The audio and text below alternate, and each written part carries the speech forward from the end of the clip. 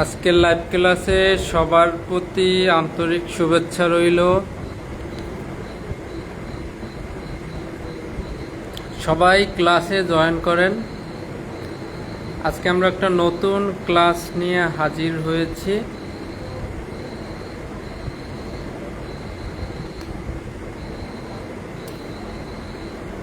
আমাদের লাইভ ক্লাসের link WhatsApp গ্রুপে দেওয়া হয়েছে, সবাই সেখান থেকে প্রবেশ করেন। সবাই দ্রুত ক্লাসে প্রবেশ করেন। আমাদের হাতে কিন্তু সময় নাই। আজকে রাতটা আছে আমাদের হাতে, শুধুমাত্র আমাদের হাতে। আগামীকাল মানে 1 মাস 28 দিন পরে আমাদের পরীক্ষা। তাড়াতাড়ি সবাই ক্লাসে প্রবেশ করেন।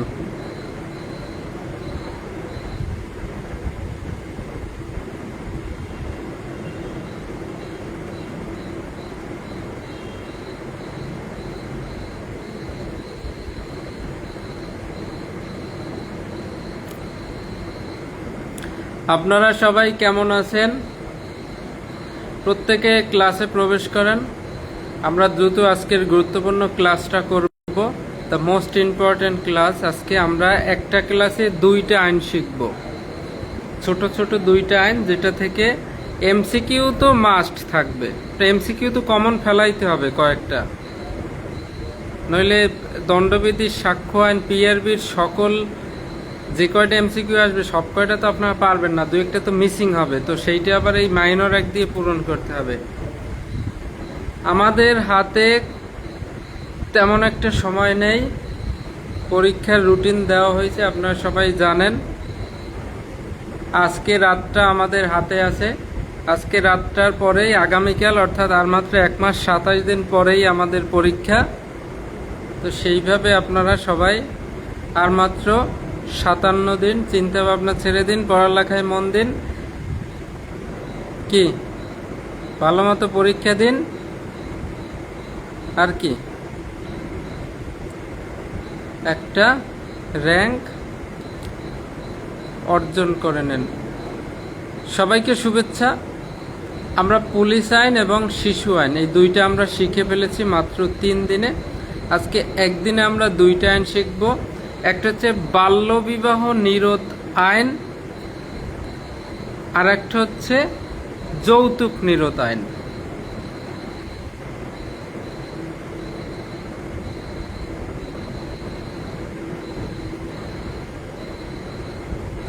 একটা হচ্ছে বাল্যবিবাহ, আর একটা হচ্ছে যৌতুক।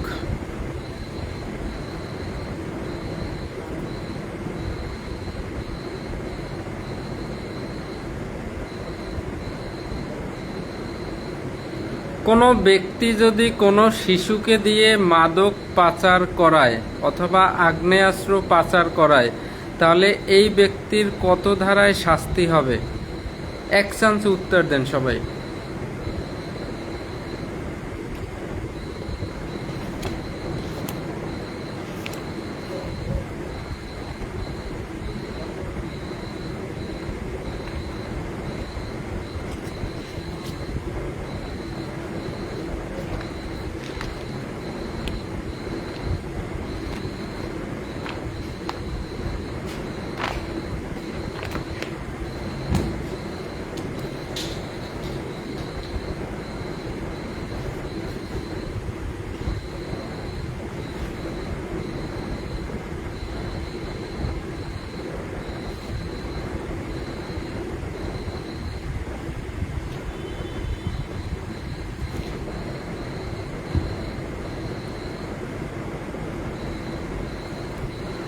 তাহলে আজকে আমরা পড়ব বাল্যবিবাহ নিরোধ আইন, তারপর হচ্ছে যৌতুক নিরোধ আইন। বাল্যবিবাহ নিরোধ আইন হচ্ছে 2017, যৌতুক নিরোধ আইন হচ্ছে 2018। আচ্ছা, বিয়ে আর যৌতুক এই 2টা একসাথে একটা রিলেটেড একটা বিষয়। বিয়ের সময় কিন্তু, বিয়ের ক্ষেত্রে কিন্তু যৌতুক নেওয়া হয়, তাই বিয়ে আর যৌতুক একসাথে পড়তে হবে। এখন আগে তো আপনার বিয়ের কথাবার্তা হতে হবে, তারপর না হয় যৌতুক, নাকি? প্রথমে তো বিয়ের বিষয়ে কথা হতে হবে, তাই আগে হচ্ছে বিয়ে 2017, তারপরে হচ্ছে যৌতুক 2018। বিয়ে আর যৌতুক যেহেতু একসাথে, তা আগে বিয়ের কথাবার্তা হতে হবে বা বিয়ে ঠিক হইতে হবে নাকি, তারপর তো যৌতুক দিবেন। তো আগে বিয়ে, তাই বিয়ে বাল্যবিবাহ নিরোধায়ন হচ্ছে 2017, যৌতুক যেহেতু পরে তাই যৌতুক নিরোধায়ন 2018। আশা করি সাল আর ভুলবেন না। এখন আপনারা তো ঘোড়ার ডিম পারেন আমি জানি। এই যে রিপা আক্তার, শম্ভু দাদা, ধ্রুবরাজ, আপনারা যে অ্যান্সার করলেন, আপনারা এতে কত মার্ক পাবেন বলেন তো? কালকে আমি এতভাবে পড়াইলাম যে শিশু আইনের দুইটা গুরুত্বপূর্ণ ধারা, একটা হচ্ছে 44, একটা হচ্ছে 79। 79-র দুইটা পয়েন্ট, 79-র 1, 2। 79-র একে হচ্ছে কোনো ব্যক্তি যদি কোনো শিশুকে দিয়ে আগ্নেয়াস্ত্র বা অবৈধ বস্তু পরিবহন করায়, একটা মাদক হোক বা অবৈধ বস্তু, তাহলে তার শাস্তি 79-র 1। আর 2তে হচ্ছে যদি কোনো শিশুকে দিয়ে সন্ত্রাসী কার্যে নিয়োজিত করে। এখন আপনি যদি খালি 79 দিয়ে আসেন, আপনি তো নাম্বার পাবেন অল্প, অ্যাভারেজ সবার মতো, তাহলে কিন্তু সিরিয়াল অনেক পিছনে যাবে। 79-র 1, আশা করি বুঝতে পারছেন।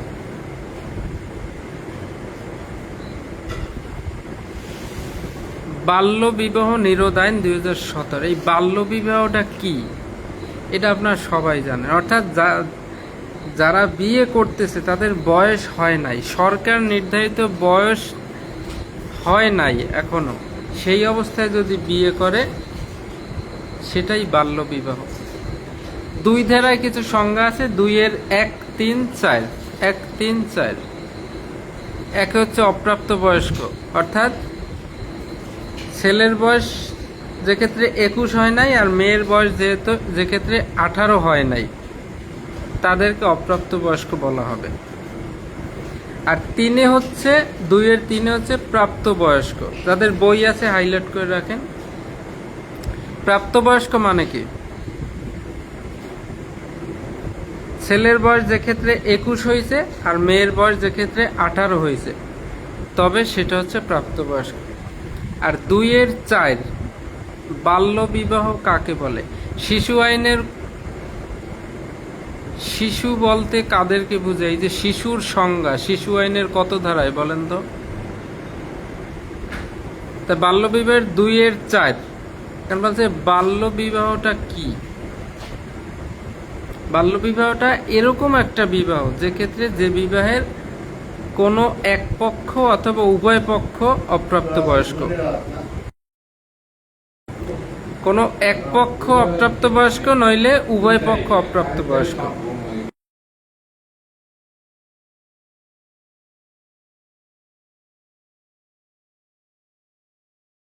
তাহলে আমাদের বাল্যবিবাহটা হচ্ছে হয় যে কোনো ছেলে অথবা মেয়ের একজনের বয়স কম আছে অথবা উভয় দুইজনেরই বয়স কম আছে, হয় কোনো এক পক্ষ অপ্রাপ্তবয়স্ক অথবা উভয় পক্ষ অপ্রাপ্তবয়স্ক।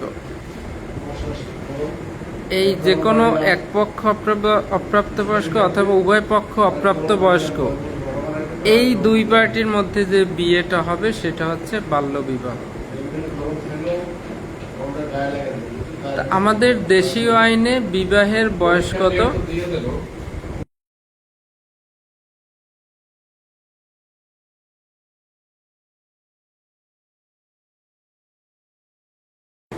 তাহলে ছেলের জন্য বা পুরুষের জন্য 21 বছর, মেয়েদের জন্য 18 বছর। এটা হচ্ছে আমাদের দেশীয় আইনে বিবাহের বয়স। এটা যারা লঙ্ঘন করে বিয়ে করবে তারাই বাল্যবিবাহ করেছে বলে গণ্য হয়।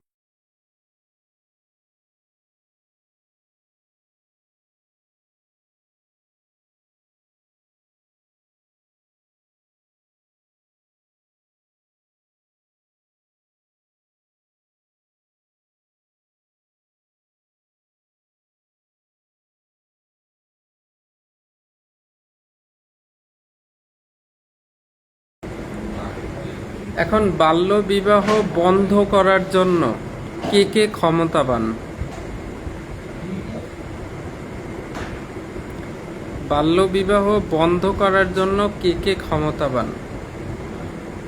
4 ধারায় বলা হয়েছে থানার যে ইউএনও আছে, উপজেলা নির্বাহী অফিসার, টিএনও আছে, তারপর মহিলা বিষয়ক কর্মকর্তা, সমাজসেবা কর্মকর্তা, উপজেলা যে প্রাথমিক অথবা মাধ্যমিক শিক্ষা কর্মকর্তা, তারপর থানার ওসি, তারপর স্থানীয় সরকারের যেমন চেয়ারম্যান, এই সকল ব্যক্তিগণ কি করতে পারবে, কোনো কেউ যদি আবেদন করে বা কোনো সংবাদ পায় যে অমুক জায়গায় বাল্যবিবাহ হচ্ছে, তাহলে তারা কি করতে পারবে, এই বিবাহ ইনস্ট্যান্ট বন্ধ করতে পারবে এবং পরবর্তী আইনানুগ ব্যবস্থা গ্রহণ করতে পারবে। তাহলে একটা এমসিকিউ আসবে, নিচের কোন ব্যক্তি বাল্যবিবাহ বন্ধ করার জন্য ক্ষমতাবান? আপনাকে যদি বলে যে প্রাইমারির একজন প্রাইমারি স্কুলের হেডমাস্টার, সে কি বাল্যবিবাহ বন্ধ করতে পারে? তিনি পারে না। তিনি কি করতে পারে, হয়তো থানায় খবর দিতে পারে, কিন্তু সে কিন্তু নিজে বন্ধ করতে পারবে না। তাহলে বন্ধ কে কে করতে পারবে? ইউএনও, টিএনও, মহিলা বিষয়ক কর্মকর্তা, তারপরে সমাজসেবা কর্মকর্তা, ঠিক আছে, ফার্স্ট ক্লাস গেজেটেড যারা আছে, তারপর উপজেলা প্রাথমিক মাধ্যমিক শিক্ষা কর্মকর্তা, থানার ওসি পারবে, তারপর কি স্থানীয় সরকারের যে লোকাল গভর্নমেন্টের আওতায় যারা আছে প্রতিনিধি, যেমন চেয়ারম্যান আছে, উপজেলা চেয়ারম্যান আছে, এরা পারবে। বাল্যবিবাহের 4 ধারা। বাল্যবিবাহের 5, বাল্যবিবাহের উপর নিষেধাজ্ঞা আরোপ ও সেই নিষেধাজ্ঞা ভঙ্গ করলে তার শাস্তি। 5-এর 1, 5-এর 3 একে বলা হয়েছে আদালত যদি কোনোভাবে জানতে পারে যে কোনো একটি বাল্যবিবাহ হতে যাচ্ছে বা আয়োজন হয়েছে, হবে এখনো হয় নাই, কোনো একটি বিবাহ হওয়ার কথা আছে বা হতে যাচ্ছে, তখন সেখানে নিষেধাজ্ঞা জারি করতে পারবে যে এই বিয়া হতে পারবে না, নিষেধাজ্ঞা দেবে, রেস্ট্রিকশন দেবে। 5-এর 1-এ। আর 5-এর 3-এ হচ্ছে এই নিষেধাজ্ঞা দেওয়ার পরেও যদি সেটা অমান্য করে বাল্যবিবাহ দেওয়া হয়, তখন এই নিষেধাজ্ঞা অমান্য করার জন্য 6 মাস কারাদণ্ড অথবা 10,000 টাকা জরিমানা।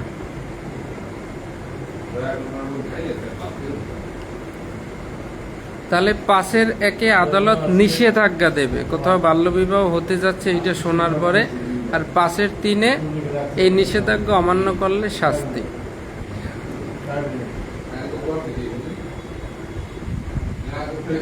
এবার ধারা 6, আমাদের এই যে রিপা আক্তার, খুবই ভালো একটা মেয়ে, খুবই ভালো, তার মনটা অনেক ভালো।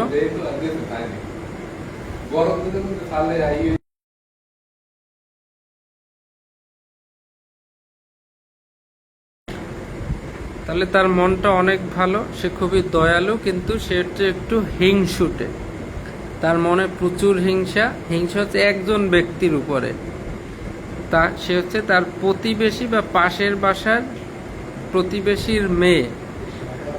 এই প্রতিবেশীর মেয়ে হচ্ছে অনেক সুন্দর দেখতে, খুবই সুন্দরী, সে ইন্টার পাস করছে, অনার্সে পড়তেছে, তার বয়স কিন্তু 18 বছর অলরেডি হয়েছে। এই সুন্দরী মেয়েকে অনেকেই ডিস্টার্ব করে, তার মা বাবা ভাবতেছে একে আমরা বিয়ে দিয়ে দেব। এখন সুন্দরী মেয়ে, তার বিয়ে ঠিক হয়েছে, এখন রিপা আক্তারের তো প্রচুর হিংসায় জ্বলে পুড়ে ছারখার হয়ে যাচ্ছে। এমনিতেই মেয়েটা রিপা আক্তার চেয়ে অনেক সুন্দর দেখতে। তারপরে বিয়ের দিন বিয়ে হচ্ছে, এখন হঠাৎ রিপা আক্তার হিংসায় জ্বলে পুড়ে থানার ওসি স্যারকে ফোন দিল অথবা ম্যাজিস্ট্রেটকে ফোন দিল যে স্যার, এখানে একটা বাল্যবিবাহ হচ্ছে আমার বাসার পাশেই, আপনারা দ্রুত এসে ব্যবস্থা নেন,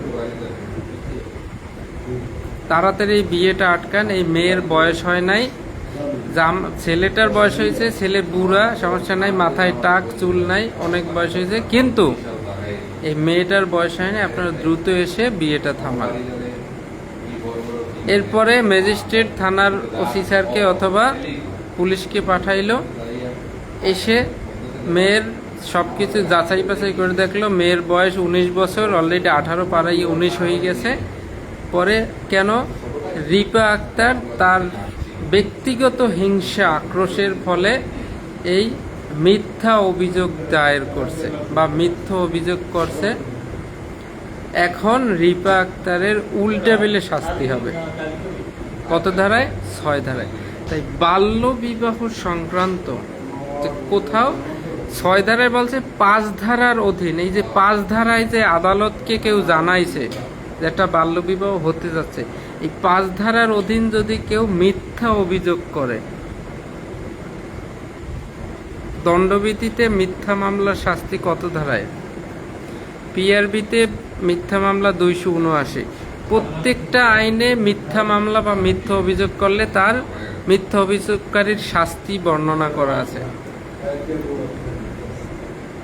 তাই বাল্যবিবাহের মিথ্যা অভিযোগ বা মিথ্যা মামলা এটা হচ্ছে 6 ধারা। রিপা আক্তারের ছাপাই সাক্ষী এসে গেছে, শুভ্র রায় শুভ দাদা। তিনি বলছে রিপা আক্তার কোনোদিনও মিথ্যা বলতে পারে না।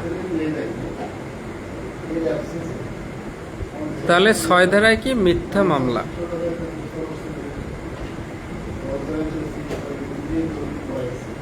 পেনাল কোড 182, সেটা হচ্ছে হয়রানি করার জন্য মিথ্যা অভিযোগ। কিন্তু মিথ্যা মামলার শাস্তি কত?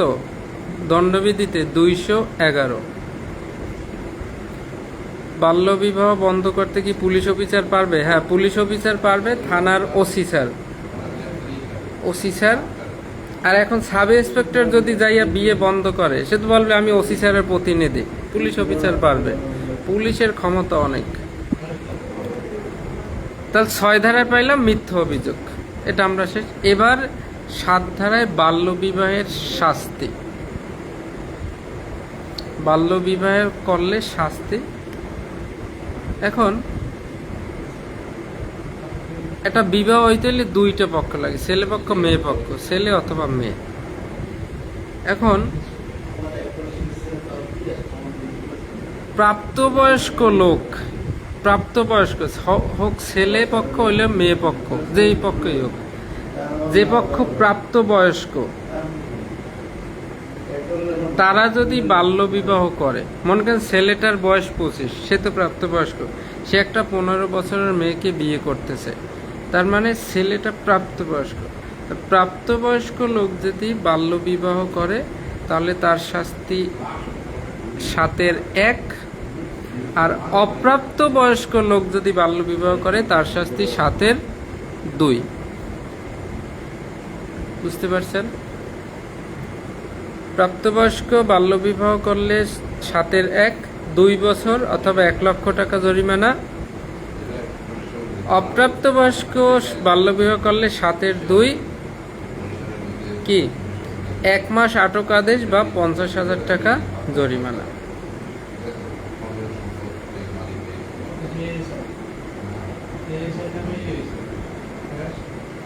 এখন 7-এর 2-তে আর একটা কথা বলছে, এই যে অপ্রাপ্ত বয়স্ক, তার তো বয়স অল্প, সে যেহেতু বিয়ে করতেছে, তার মানে তার অভিভাবকের সম্মতি আছে, তাই অভিভাবককে যদি শাস্তি দেওয়া হয় 8 ধারাতে অভিভাবকদের শাস্তি, যদি অভিভাবকদের শাস্তি দেওয়া হয় তাহলে আবার এই অপ্রাপ্ত বয়স্ক তাকে শাস্তি দেওয়া যাবে না, সে আর শাস্তি পাবে না। 7 ধারাটা একটু বোঝেন। বাল্য বিবাহের শাস্তি 7-এর 1-এ বলছে প্রাপ্তবয়স্ক ব্যক্তি যদি বাল্য বিবাহ করে, একজন প্রাপ্তবয়স্ক ব্যক্তি যদি বাল্য বিবাহ করে তাহলে তার শাস্তি 7-এর 1। এই প্রাপ্তবয়স্ক ছেলেও হইতে পারে, মেয়েও হইতে পারে। কারণ একটা মেয়ের বয়স 20 বছর অথবা একটা মেয়ের বয়স 30 বছর, একটা মেয়ের বয়স 25 বছর, সে একটা 20 বছরের ছেলেকে বিয়ে করতেছে। সিনিয়রের প্রতি প্রেম হয়েছে ছেলেটার, তাই 25 বছরের মেয়ে 20 বছরের ছেলেকে বিয়ে করতেছে। 7-এর 1-এ শুধুমাত্র হিট করবে এখানে প্রাপ্তবয়স্ক কার, অর্থাৎ ম্যাচিউর কে। প্রাপ্তবয়স্ককে তার শাস্তি দিয়ে নেই আগে। এই প্রাপ্তবয়স্ককে, আচ্ছা তোমার তো বয়স হয়েছে, হ্যাঁ, সরকারি আইন অনুযায়ী প্রাপ্তবয়স্কের শাস্তিটা 7-এর 1। প্রথমে প্রাপ্তবয়স্কের শাস্তি দেবে, তার বলতে স্যার ওই যার বয়স হয় না তার শাস্তি, কয় ওর শাস্তি একটু পরে দিতেছি, আগে 1 নম্বরে যার বয়স হয়েছে তার শাস্তিটা আগে দিই। তাহলে 7-এর 1-এ হচ্ছে প্রাপ্তবয়স্ক যে লোক, সে মেয়ে হোক ছেলে হোক, প্রাপ্তবয়স্ক যে লোক বাল্যবিবাহ করতেছে তার শাস্তি 7-এর 1। আর 7-এর 2-তে হচ্ছে অপ্রাপ্তবয়স্ক, যার বয়স হয় নাই, সে বিয়ে করতেছে, ছেলে হোক মেয়ে হোক, তার শাস্তি 7-এর 2। বুঝতে পারছেন?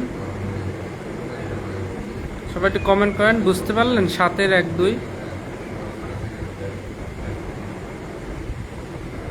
এবার 8 ধারাতে অভিভাবকের শাস্তি। মা বাবা যদি জেনে শুনে তার ছেলে অথবা মেয়েকে, অপ্রাপ্তবয়স্ক ছেলে অথবা মেয়েকে বাল্যবিবাহ দেয়, তাদের শাস্তি 8-এ। আর 9-তে কি, বাল্যবিবাহ সম্পাদন পরিচালনা করার শাস্তি। এবার বাল্যবিবাহ যারা সম্পাদন করবে বা পরিচালনা করবে, যেমন কাজী, মা বলো কবুল, এই যে কাজী যদি জেনে শুনে বাল্যবিবাহ দেয়, অথবা আত্মীয় স্বজন তারা যদি জেনে শুনে বাল্যবিবাহ দেয়, পরিচালনা করে, এই সবার দণ্ড হবে 9 ধারায়। কাজী প্লাস আত্মীয় স্বজন, খালা, রিপামণির খালা, রিপা আক্তারের খালামণি, সে এসে বাল্যবিবাহ দিতেছে, খালার শাস্তি হবে কততে? 9 ধারায়। তাহলে 7-এ কারা, যারা বিবাহ করতেছে ছেলে মেয়ে, 1-এ হচ্ছে প্রাপ্তবয়স্ক যে যার বয়স ঠিক আছে তার শাস্তি, 2-তে যার বয়স কম আছে তার শাস্তি, 8-এ অভিভাবকদের মা বাবার শাস্তি, 9-তে খালামণি কাজী এদের শাস্তি। এবার 10, এই সুব্রত দাদা, তার বয়স হয়েছে 20 বছরের কচি যুবক, সে একটা মেয়ের সাথে সম্পর্ক করে এখন সে আজকে বিয়ে করতেছে। মেয়েটার বয়স হয়েছে 19 বছর, আর সুব্রত দাদার বয়স হয়েছে 20। তো সুব্রত দাদা যদি বিয়ে করতে চায়, তার বয়স তো হওয়া লাগবে 21 সরকারি আইনে, কিন্তু তার বয়স 20। এখন সে তো কোনো রকম চুপে চাপে ভুজুম বাজুম সবাইকে বুঝাইয়া আজকে বিয়ে করতেছে। হঠাৎ তো বিয়ের যে উঠানে, বিয়ের আঙিনায় হঠাৎ পুলিশ অথবা ম্যাজিস্ট্রেট এসে হাজির, দাঁড়াও সুব্রত, তুমি এ বিয়ে করো না। কেন স্যার? তোমার বয়স হয়নি। আমি বিশ্বাস করি না আমার বয়স হয়েছে। এখন ম্যাজিস্ট্রেট এসে বলতেছে, সুব্রত, তোমার বয়স হয়নি, তুমি বাল্যবিবাহ করতেছ, তোমাকে আমি এখনই দণ্ডিত করলাম। না স্যার, আমার সামনে একটা বড় ভবিষ্যৎ, আমাকে দণ্ড দিবেন না প্লিজ। না, তোমাকে আমি কোনোভাবে ক্ষমা করব না। তখন সুব্রত দাদা কি বলল?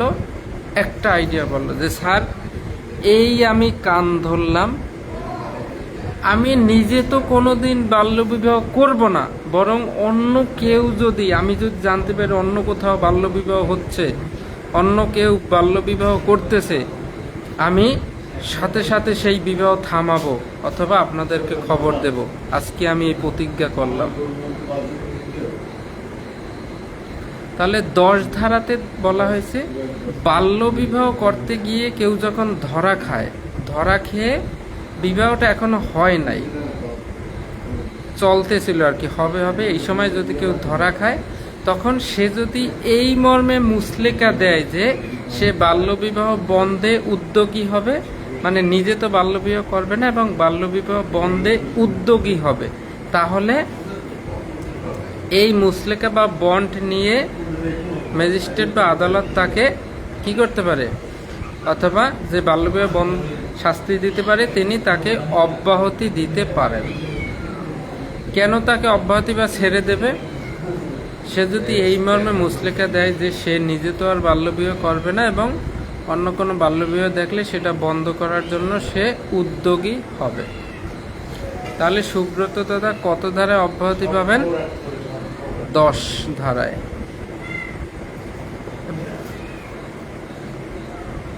আপনারা কি বুঝতে পারতেছেন? বিরক্ত লাগতেছে? 10 ধারা বোঝা গেছে?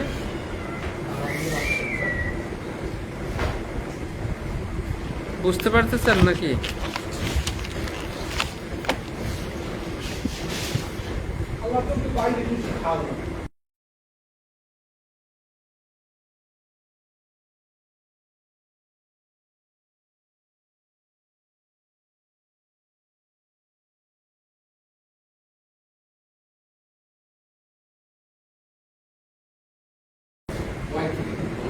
তাহলে এখন আমরা 10 পর্যন্ত পাইলাম। 11 ধারায় বাল্যবিবাহ যে রেজিস্টার, সরকারি যে নিবন্ধক যে থাকে,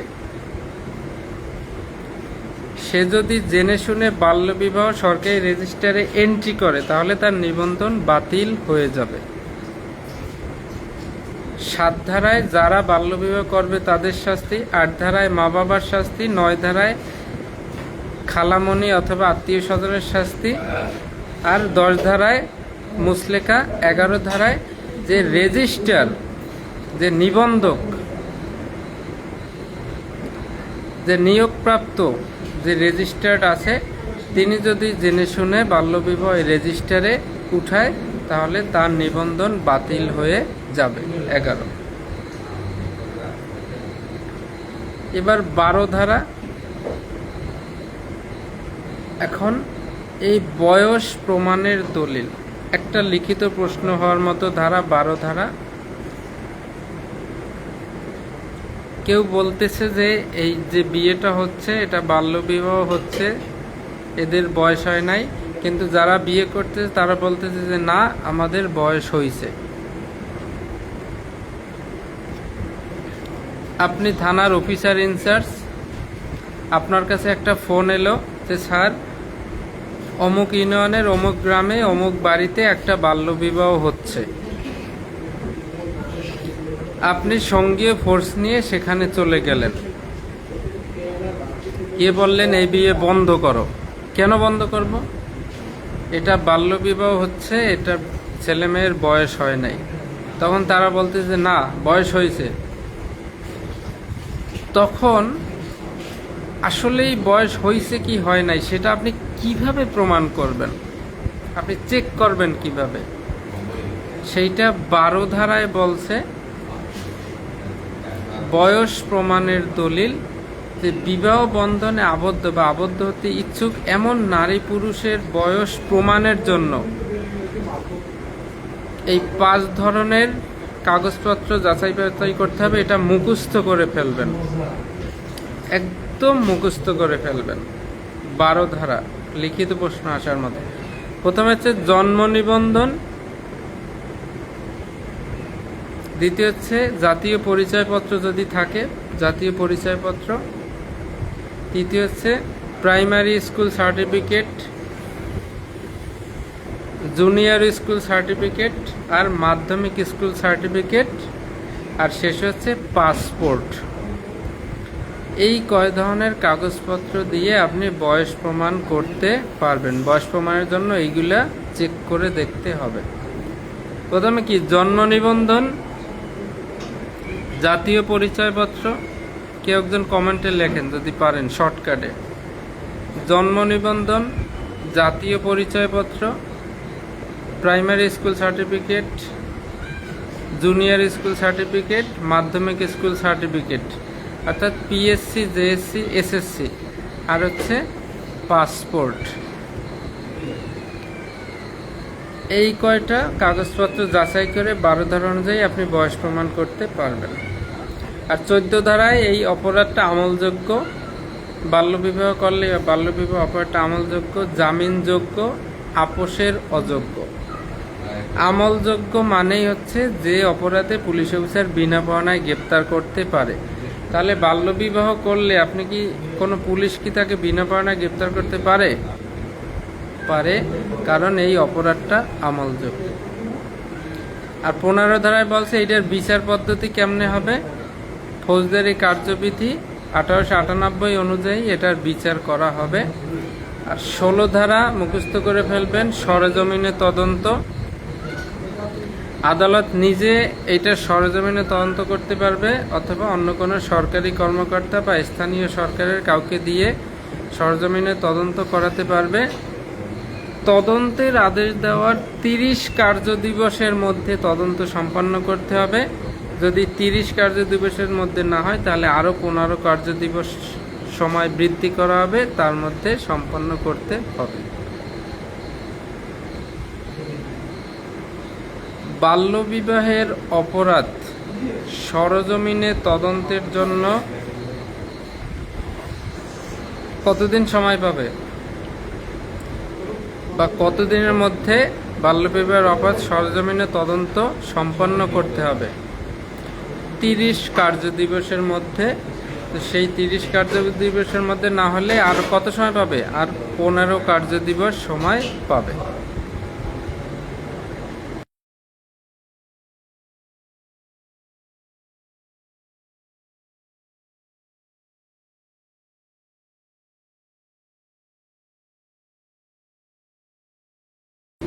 ষোলোতে সরেজমিনে তদন্ত, 17তে মোবাইল কোর্ট আইন পরিচালনা করে ম্যাজিস্ট্রেট ইনস্ট্যান্ট ঘটনাস্থলে জরিমানা অথবা দণ্ড শুনাই দিতে পারবে।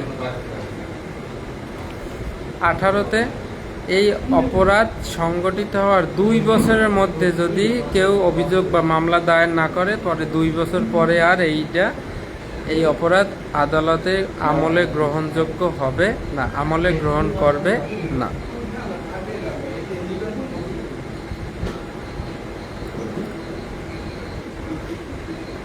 একটা বাল্যবিবাহ হয়েছে,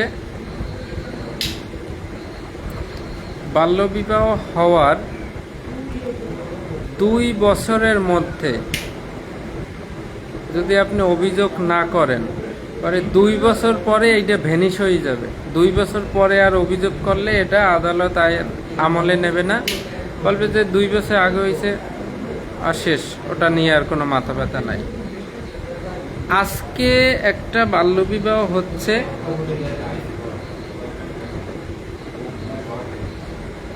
আপনার প্রতিবেশীর মেয়ের বাল্যবিবাহ হচ্ছে অথবা পাশের ঘরের মেয়ের বাল্যবিবাহ হচ্ছে, আপনি জানেন, ঠেকান নাই, কারণ আপনার সাথে ভালো সম্পর্ক আছে, আপনার সাথে খুব ভালোই সম্পর্ক আপনার পাশের প্রতিবেশীর। তো তার বাচ্চা মেয়ে বিয়ে দিতেছে, আপনি কিছুই বলতেছেন না, কেউরে জানান নাই, কারণ ভালো সম্পর্ক, থাক, আর মেয়েটা যদি বিয়ে দিতে পারে দেও। হঠাৎ কয়েকদিন পর আপনার সাথে তুমুল ঝগড়া লাগছে, এখন আপনি ওর কিভাবে ক্ষতি করবেন? হ্যাঁ, বুদ্ধি পাইছি, ওর মেয়ের তো বাল্যবিবাহ দিছিল, এখন আমি থানায় অভিযোগ করবো অথবা ম্যাজিস্ট্রেটের কাছে ফোন দেবো, স্যার অমুক ওর মেয়ে, ওর কিন্তু বাল্যবিবাহ দিছিল। আপনি যদি 2 বছরের মধ্যে যদি এরকম অভিযোগ করেন তাহলে অপরাধ আমলে গ্রহণ করবে, কিন্তু 2 বছর পর ঝগড়া লাগছে তারপরে যদি আপনি ম্যাজিস্ট্রেটের কাছে বলেন, তখন কিন্তু এইটা আর ম্যাজিস্ট্রেট বা আদালত আমলে গ্রহণ করবে না। তাহলে বাল্যবিবাহ অপরাধ সংগঠিত হওয়ার কতদিনের মধ্যে অভিযোগ দায়ের না হইলে অপরাধ আমলে গ্রহণ করবে না? একটা এমসিকিউ, 2 বছরের মধ্যে। তা ওইটা হচ্ছে 30 কার্যদিবস, 30 কার্যদিবসে না হলে 15 কার্যদিবস আরও বাড়তি পাবে। 18তে 2 বছর। আর আজকের এই বাল্যবিবাহের সর্বশেষ ধারা 19। একটা লিখিত প্রশ্ন আপনি মাস্ট কমন, 12 ধারা নইলে 19 ধারা। চ্যালেঞ্জ চ্যালেঞ্জ চ্যালেঞ্জ আপনাকে। বাল্যবিবাহের 12 ধারা অথবা 19 ধারা থেকে একটা লিখিত প্রশ্ন থাকবে।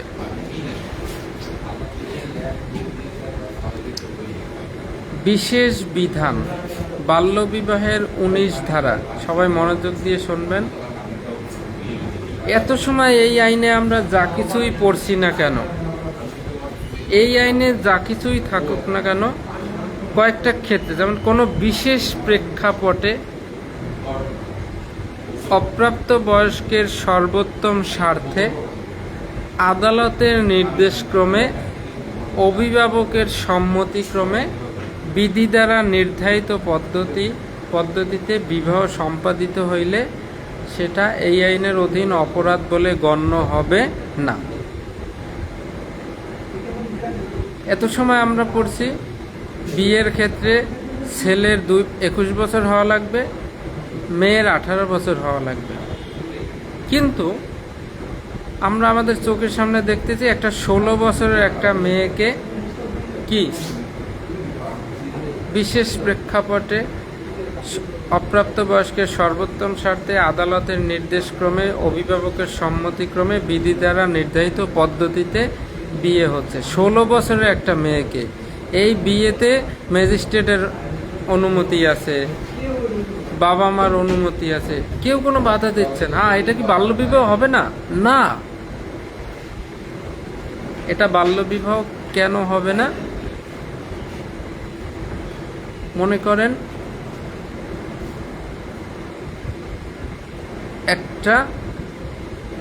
একটা মেয়ে, খুবই গরিব ঘরের একটা মেয়ে, এর বাবা নাই, মা আর মেয়েটা একটা কোনোরকম ঝুপড়ি ঘরে বসবাস করে, পৃথিবীতে আর কোনো আত্মীয় স্বজন নাই। এখন হঠাৎ এই মেয়েটার মা, সেও আজকে মারা গেছে। বাবা তো আগেই ছিল না, মাও আজকে মারা গেছে, খুবই গরিব। এখন এই মেয়েটার কি হবে? মেয়েটার কোনো আত্মীয় স্বজনও নাই।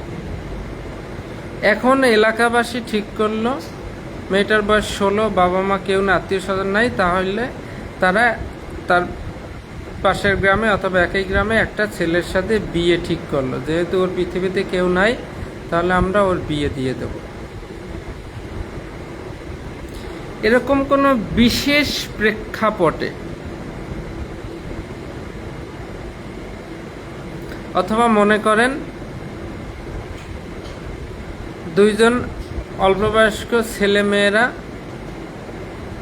প্রেমের সম্পর্কে জড়িত হয়ে তারপরে ছেলেটা এক পর্যায়ে মেয়েটার সাথে যৌন সঙ্গমে লিপ্ত হয়, পরে মেয়েটার পেটে বাচ্চা চলে আসে। মেয়েটার বয়স এখনো 18 বছর হয় নাই, সবাই জানাজানি হয়ে গেছে, মেয়েটার পেটে বাচ্চা চলে আসছে। দর্শন কে করছে? আমাদের এই ক্লাসে যারা আছে এরা কেউ করে নাই, এর বাইরে একজনে করছে। তাহলে কি করতে হবে? এখন বাচ্চা তো ভ্রূণ হত্যা তো করা যাবে না, গর্ভপাত করা যাবে না, এটা আবার দণ্ডবিধিত অপরাধ হয়ে যাবে। তাহলে এই মেয়েটার পেটে অবিবাহিত অবস্থায় বাচ্চা আসছে, এই মেয়েকে তো পরে কেউ বিয়েও করতে চাবে না। তখন এলাকাবাসী, গণ্যমান্য, তারপরে থানায় জানানো হয়েছে, ম্যাজিস্ট্রেটকে জানানো হয়েছে, সবাই বলছে যে ঠিক আছে, তাহলে ওই ছেলের সাথে বিয়ে দিয়ে দাও। তাহলে 19 ধারাটা বোঝেন। আমরা এত সময় আইনে পড়ছি মেয়ের বয়স 18, ছেলের বয়স 21 হওয়া লাগবে, এর বাইরে বিয়ে হলেই বাল্যবিবাহ অপরাধ হবে। তবে 19 ধারায় বলছে এর বাইরে বিয়ে হলে অপরাধ হবে না, 5টা ক্ষেত্রে। এক হচ্ছে কোনো বিশেষ প্রেক্ষাপটে অপ্রাপ্ত বয়স্কের সর্বোত্তম স্বার্থে ম্যাজিস্ট্রেটের নির্দেশক্রমে অভিভাবকের সম্মতিক্রমে বিধি দ্বারা নির্ধারিত পদ্ধতিতে। এই 5টা ক্ষেত্রে যদি কোনো বিবাহ সম্পাদিত হয় তখন সেটা বাল্যবিবাহ আইনের অধীনে অপরাধ বলে গণ্য হবে না।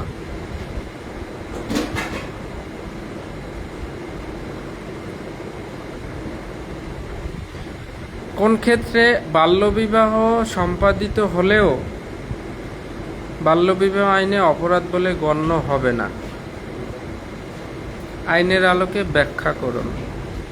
তখন আপনাকে এই 5টা অপশন দিয়ে লিখতে হবে যে এইভাবে যদি একটা বিবাহ হয়, সেটা যদি বাল্য বিবাহ হয়, তাও এই আইনের অধীনে অপরাধ বলে গণ্য হবে না। আপনারা কি বুঝতে পারছেন? একদম মন থেকে বলেন।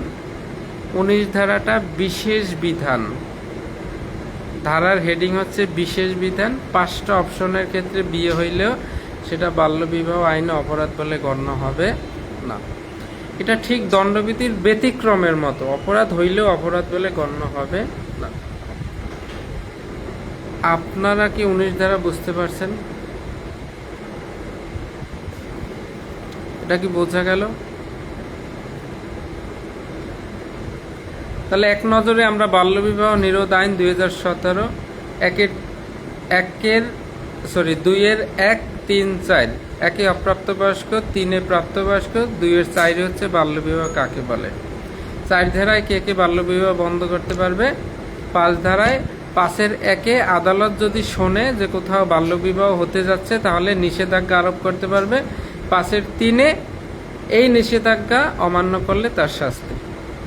6 যে মিথ্যা অভিযোগ দায়ের করবে বাল্যবিবাহ সম্পর্কে, তার শাস্তি 6। আর 7-1, 2। তাহলে আমরা দেখবেন একটা ছোট মানুষ একটা বড় মানুষ দুইজনে মারামারি করছে। একটা ছোট মানুষ একটা বড় মানুষ দুইজনে যদি মারামারি করে, তাহলে এখন এইটার মীমাংসা করতে আসলে মানুষ কাকে আগে বেশি শাসন করে?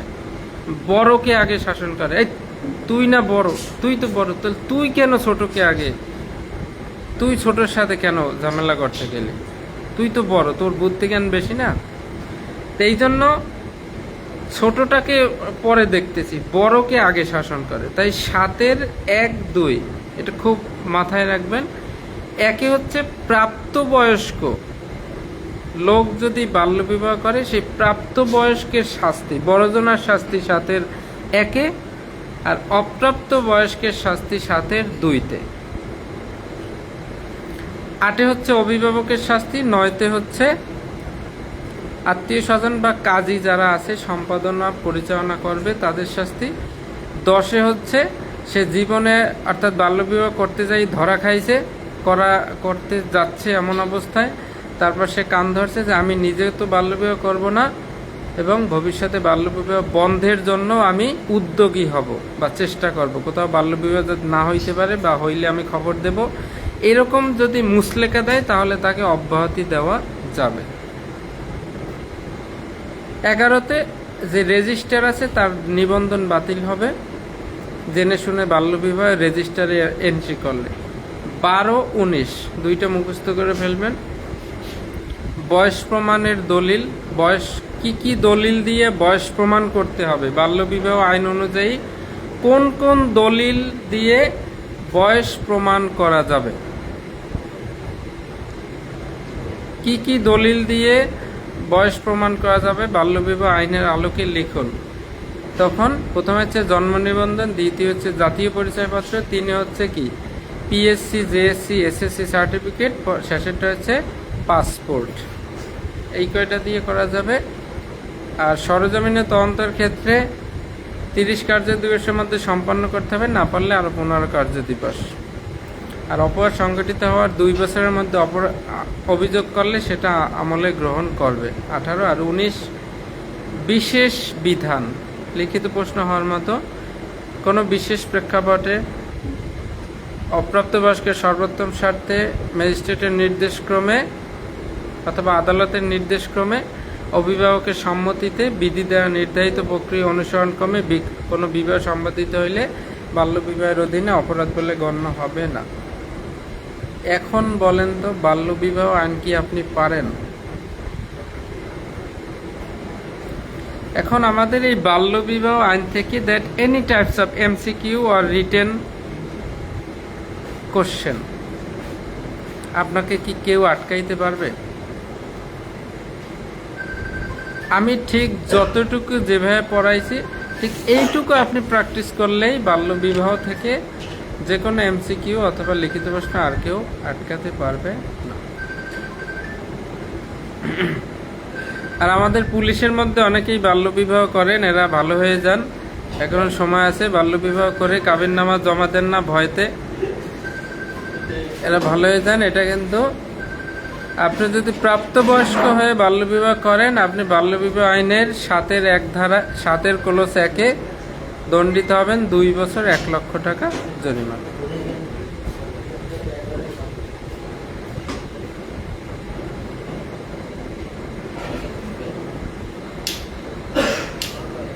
এখন আজকে আমরা আর একটা আইন শেষ করি, যৌতুক নিরোধ আইন। এত সময় আমরা বিয়ে ঠিক হয়েছে, বাল্যবিবাহ, এখন আমরা যৌতুক নিয়ে কথা বলবো, যে ছেলের কি কি চাহিদা আছে, ছেলেকে কি কি দিতে হবে। আমার মতো যারা বিয়ে করেন না, অনেক পরিকল্পনা করতেছেন যে শ্বশুরবাড়ি থেকে এটা ওটা নেব, তো তাদের জন্য এই আইন 2018 যৌতুক নিরোধ আইন। যৌতুক কাকে বলে, একটা সংজ্ঞা, 2 খ। মাত্র যৌতুক নিরোধ আইনে 4টা ধারা পড়বো, 4টা ধারায় যৌতুক আইন শেষ। তাহলে 2 খতে হচ্ছে সংজ্ঞা, যৌতুক কাকে বলে।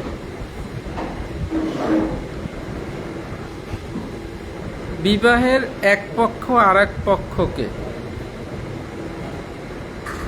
যৌতুকটা কি? যখন বিবাহের এক পক্ষ অন্য পক্ষের নিকট বৈবাহিক সম্পর্ক স্থাপন করার জন্য বা বৈবাহিক সম্পর্ক অব্যাহত রাখার জন্য যে পণ বা সামগ্রী, যা কিছু মূল্যবান বস্তু, যা কিছু দিবে, সেটাকেই যৌতুক দেওয়া হয়েছে বলে গণ্য হবে। বিশেষ করে আমাদের দেশীয় কালচারে মেয়ে বাড়ি থেকে ছেলেকে দেওয়া হয়। তাহলে মনে করেন মেয়ে পক্ষ যদি ছেলেকে যৌতুক দেয়, অর্থাৎ কেন? আমার মেয়েটাকে যেন বিয়ে করে, ছেলেকে এইটা দিলে আমার মেয়েকে বিবাহ করবে, তার বৈবাহিক সম্পর্ক স্থাপনের জন্য। অনেক সময় বিবাহের পরেও অনেক কিছু বা এত এত জিনিস দেওয়া হয় যাতে সম্পর্কটা, বৈবাহিক সম্পর্ক অব্যাহত থাকে, ভালো থাকে, বজায় থাকে। তাহলে কোনো এক পক্ষ যখন অন্য পক্ষকে বৈবাহিক সম্পর্ক স্থাপন বা বৈবাহিক সম্পর্ক অব্যাহত রাখার জন্য কোনো পণ, সামগ্রী বা মূল্যবান বস্তু প্রদান করে, সেটাই তাকেই যৌতুক বলে। 2 খ। তাহলে যৌতুকটা কি? একজনে দেবে, একজনে নেবে। একজনে দেবে, একজনে নেবে।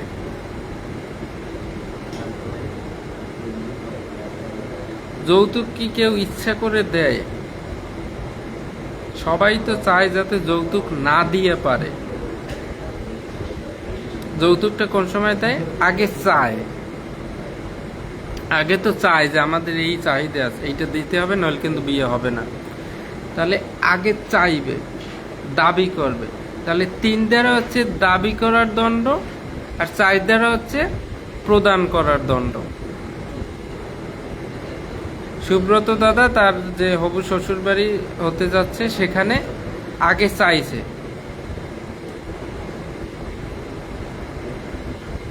দাবি করছে যে আমি অনেক হ্যান্ডসাম, উঁচু লম্বা, ঠিক আছে, আমাকে একটা কি দিতে হবে,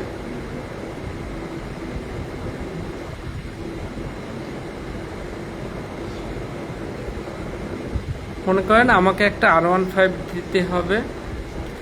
আগে তো চাইবে, তারপর তো দিবে। তাই আগে দাবি করার দণ্ড 3, আর যিনি দেবে, যে পার্টি, প্রদান করার দণ্ড 4। আর যৌতুক সম্পর্কে মিথ্যা মামলা দায়ের করলে 6 ধারা, আর এই অপরাধটা আমলযোগ্য, জামিন অযোগ্য, আপোষযোগ্য 7 ধারা। হচ্ছে আমাদের যৌতুক আইন শেষ। যৌতুক আইনটা কিন্তু আমলযোগ্য, যৌতুক অপরাধটা আমলযোগ্য, বিনা পাওনায় গ্রেপ্তার করা যাবে। এখন আমাদের দেশে এই দেখবেন পুলিশের অনেক সময় স্বামী স্ত্রী পুলিশের বউয়েরা পুলিশের বিরুদ্ধে মামলা করে। বউ পরকিয়া করে, স্বামী ধরে ফেলছে, এখন কি স্বামী জানতে পারছে অথবা জামাইকে ভালো লাগে না বউয়ের, বউ অন্য এক জায়গায় সম্পর্ক করে এন্ড জামাইয়ের সাথে থাকবে না, সরাসরি তো আর বলতে পারে না, ছাড়িয়ে যাইতে চায়। এখন সে কি করলো, এখন যদি জামাইরা তাই তালাকটা দেওয়াইতে পারে তাহলে তো কাবিনের টাকাগুলো পাওয়া যাবে। আর বউ যদি নিজে বলে আমি তোমার সাথে থাকবো না, তাহলে তো কাবিন নিয়ে একটু ঝামেলা হবে, দিতে চাইবে না। কি করে, এটা যৌতুক মামলা দেয়, যে আমাকে বাবার বাড়ি থেকে যৌতুক এনে দেওয়ার জন্য আমাকে মারধর করে।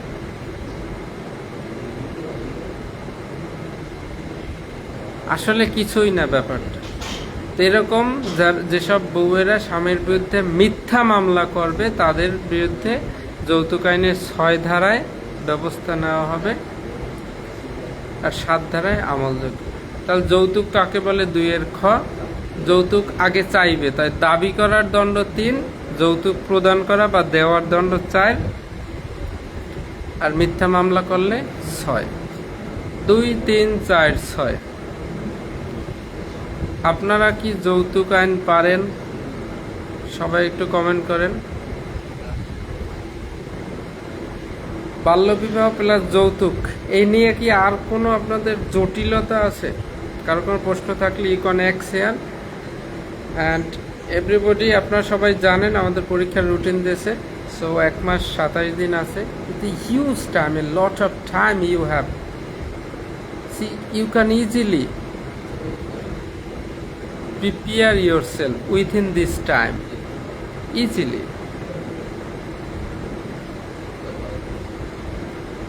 আমাদের যখন একটা কাজের যখন পরিধি দেওয়া থাকে এই পর্যন্ত, তখন কিন্তু কাজটা ভালো হয়। যেহেতু আমরা রুটিনটা পেয়ে গেছি যে অমুক দিন পরীক্ষা, এখন আমাদের পড়ার স্পিডটা ভালো হবে। আমরা একটা নির্দিষ্ট টাইমলাইন দেওয়া আছে, অর্থাৎ আমাদের গন্তব্য দেওয়া আছে। এখন আমরা নিজেরা প্রচণ্ডভাবে রিল্যাক্স ধীরে ধীরে প্রতিনিয়ত কন্টিনিউ আপনারা পড়তে থাকবেন আপনার মতো করে। এক একটা আইন রিভিশন দিবেন, সেটার এমসিকিউ পড়বেন, প্রশ্ন পড়বেন, আপনার মতো করে পড়া চালিয়ে যান। আর আমিও এভাবে মাইনর অ্যাক্টসগুলো, আমরা কিন্তু এই 4 দিন হয়েছে, 4 দিনে 4টে মাইনর অ্যাক্ট আমাদের শেষ। এভাবে আমি যদি 1 মাস পড়াই তাহলে প্রায় 15টা মাইনর অ্যাক্টস আমি শেষ করে দেব, শেষ। এরপর আমরা প্রশ্ন প্র্যাকটিস করব। So don't worry anyone, just read and read. মনোযোগ দিয়ে পড়েন, আপনি পাশ করলেই প্রমোশন পাবেন। শুধু এতটুকু মাথায় রেখে পড়েন।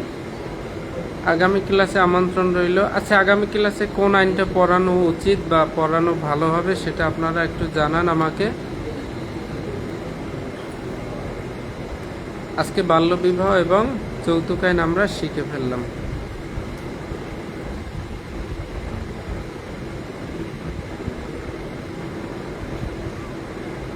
আচ্ছা, আগামী ক্লাসে কি পড়ানো হবে সেটা আমি বুঝে শুনে সিদ্ধান্ত নেব, আপনাদের চিন্তা করার দরকার নাই। আপনারা তাহলে আপনি এখন কি করবেন, পুলিশ আইন, শিশু আইন, বাল্যবিবাহ, যৌতুক, এই 4টে আইনের যত লিখিত প্রশ্ন আছে গাইডে, এগুলা ক্লিয়ার করে ফেলেন। আগামী ক্লাসে আমন্ত্রণ রইল।